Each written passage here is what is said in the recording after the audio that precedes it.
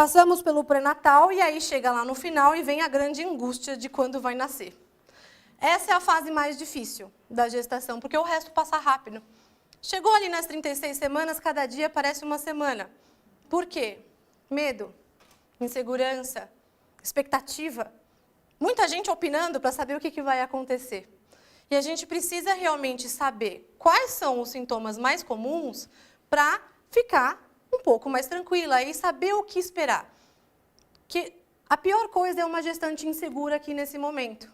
Porque vai ficar com medo, vai ter medo de sentir dor e acaba realmente pedindo muitas vezes uma cesárea que não teria uma necessidade. Então, o tempo normal de gestação é de 40 a 42 semanas. Então, chegou nas 37, o bebê não é mais prematuro, mas ele pode demorar mais 5 semanas para nascer. Então, tem que lidar com isso numa boa, senão vira realmente uma fase eterna aí da gravidez.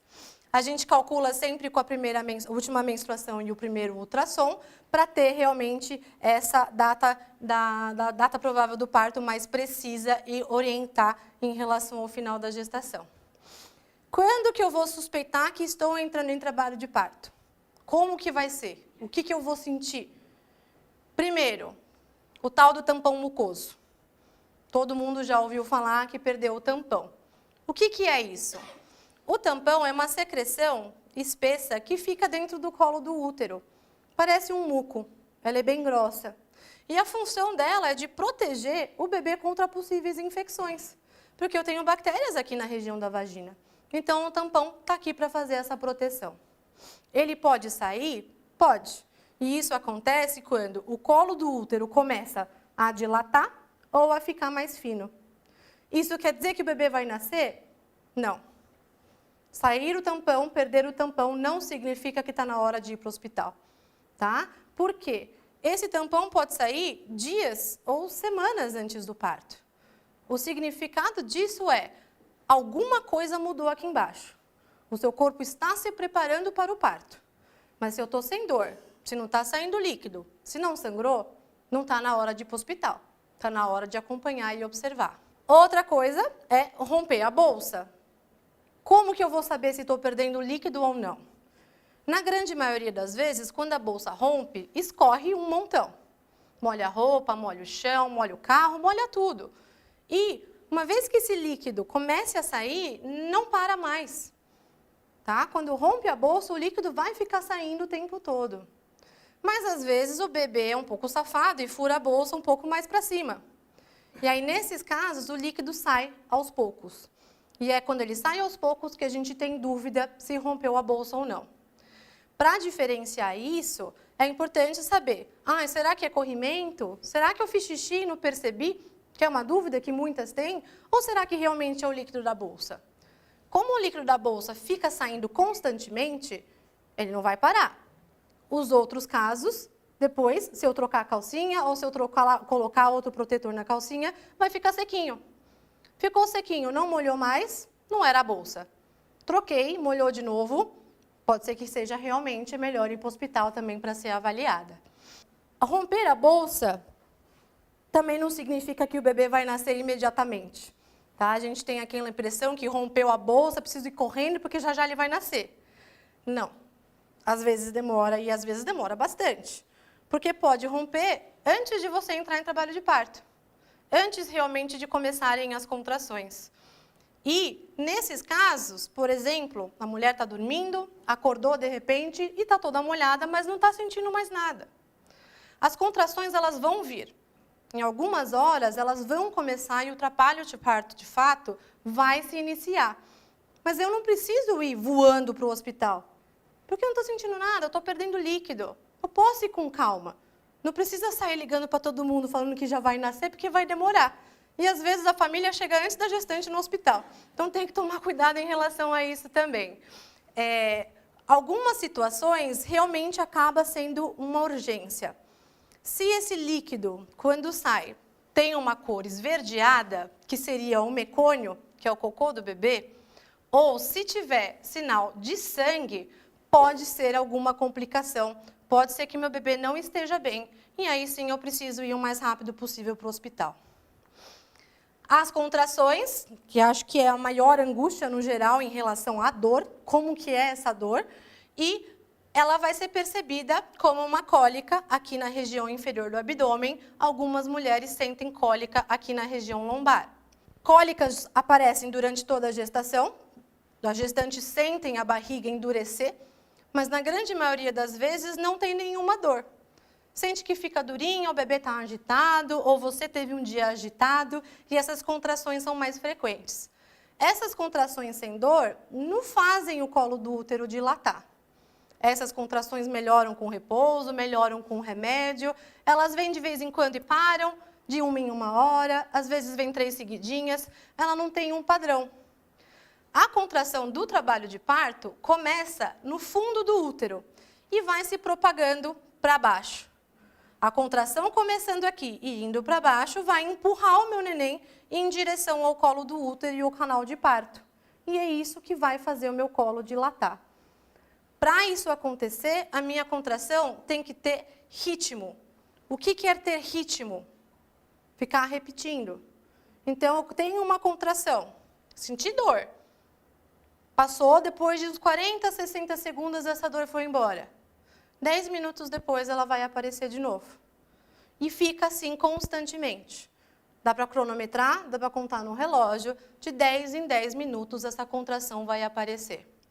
A contração do trabalho de parto não melhora com Buscopan, não melhora caminhando, inclusive ela costuma piorar, e ela vai piorando progressivamente durante o trabalho de parto. E é nessa hora que eu preciso ir para o hospital. Estou com contração regular, de 10 em 10 minutos, que não melhorou com Buscopan, que está piorando progressivamente, aí sim eu preciso ser avaliada. Preciso ir correndo? Também não. Dilata 1 centímetro por hora. Tem que dilatar 10 centímetros. Tenho 10 horas para chegar em algum hospital. Na grande maioria das vezes, acho que dá. Tá? Sangramento vaginal. O que a gente vai fazer? Nunca é normal. O sangramento, em qualquer fase da gestação, sempre preocupa, sempre angustia. E precisa sempre procurar a maternidade.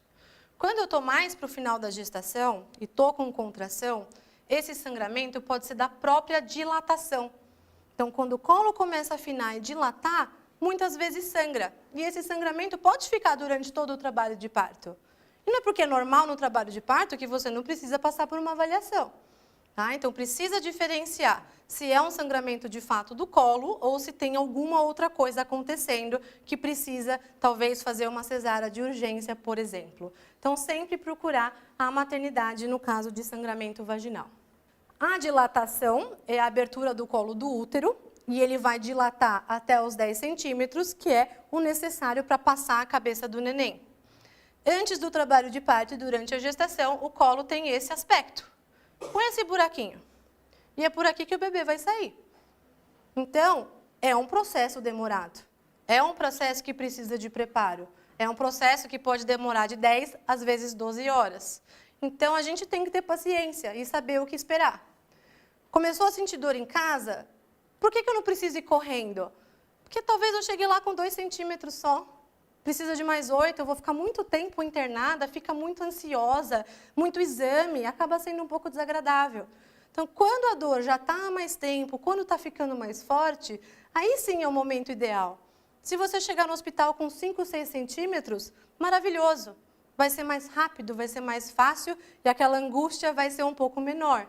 Então, o colo vai começar a dilatar na presença de contrações. Lembra que o bebê vai empurrar aqui para baixo. O colo começa a ficar um pouco mais fino, ele afina um pouco mais e aí ele começa, de fato, a dilatar. O médico sente isso no toque, quantos centímetros tem de dilatação, o médico consegue sentir a cabeça do neném e muitas vezes consegue sentir se a bolsa está íntegra ou não. Até chegar finalmente nos 10 centímetros e aí começa a fase final do trabalho de parto, que é o período expulsivo. Outra coisa. Chegou nos 10 centímetros, vai nascer imediatamente? Não. Chegou nos 10 centímetros, eu entro no período expulsivo do trabalho de parto, que pode durar de 1 a 2 horas. Tá? Então, é importante a gente saber tudo isso para não ficar muito desesperada lá para nascer o bebê. Então, quando que eu preciso procurar a maternidade? Quando apresentar contrações rítmicas, lembrando de 10 em 10 minutos, piora progressiva.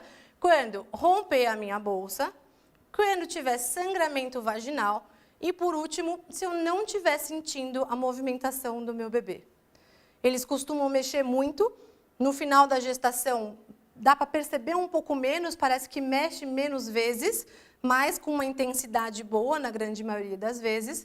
E o bebê tem períodos que ele dorme e tem períodos que ele está com fome.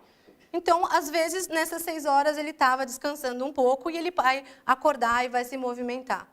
Passou 6 horas, não se mexeu, sempre tem que procurar o hospital para fazer exame, para ver se está tudo bem com o neném. E aí, em relação ao parto mesmo, a gente precisa conversar e ter transparência nesse assunto e tirar as dúvidas com o médico, porque o parto é uma questão de saúde. É fundamental o acompanhamento e a escolha do tipo de parto não vai depender de mim nem de você. Depende da sua gestação, do seu bebê, da sua condição, e a gente precisa ver qual que vai ser o parto mais adequado para aquela mulher, para aquele bebê, naquele momento. Tá? Então, a gente precisa entender a diferença entre os dois. O parto normal, como todas sabem, tem muitos benefícios em relação à cesárea. A maior dificuldade do parto normal é o medo. Muitas mulheres têm medo de sentir dor, têm medo do que vai acontecer. E é isso que a gente precisa trabalhar durante as consultas. O parto normal, ele vai respeitar a própria natureza da gestação. O tempo do seu corpo e o tempo do bebê, que vai determinar realmente quando ele tem que nascer. Como é mais natural, mais fisiológico, não tenho tantas intervenções. Então, não tenho procedimentos, eu posso não precisar de soro, de anestesia e por aí vai. A recuperação depois do parto é muito melhor, porque não tem dor, não tem desconforto. Depois que o bebê nasce, está tudo tranquilo. Mesmo se fizer o corte embaixo, o desconforto não se compara a um corte de 8, 10 centímetros de um parto cesárea. Ele facilita a amamentação por causa da produção de ocitocina, que é o mesmo hormônio que faz contrair o útero, é o hormônio que faz o leite ser produzido também. Então, dá para amamentar logo na primeira hora após o nascimento. E o risco de desconforto respiratório é menor no parto normal do que na cesárea. E isso acontece por quê? Durante o tempo todo que ele está dentro da barriga, ele está no líquido. E tem líquido no pulmão, e tem líquido na traqueia, e isso dificulta a respiração. Durante o trabalho de parto, as contrações massageiam o corpo do neném. E esse líquido, aos poucos, vai saindo. Chega na hora do nascimento, do período expulsivo, o tórax do bebê é comprimido um pouco mais. E todo aquele excesso de líquido sai. Então, na hora que ele chora, na hora que ele dá aquela primeira respirada, o pulmão está limpinho e consegue funcionar sem nenhuma dificuldade. A episiotomia não é um procedimento obrigatório, mas ela pode ser necessária e isso precisa também ser conversado com o médico que está fazendo assistência ao parto. O fórceps hoje em dia não se faz muito. Existe um medo muito grande relacionado ao fórceps, todo mundo já ouviu uma história de alguém em relação a isso, mas ele é um procedimento seguro. E ele tem, de fato, indicação em alguns momentos. Então, num período expulsivo muito prolongada, uma mãe que está exausta, um bebê que simplesmente não sai do lugar. Eu preciso fazer alguma coisa. Quanto mais tempo ele ficar ali embaixo, menos oxigênio ele está recebendo. E isso pode comprometer o estado de saúde dele logo após o parto.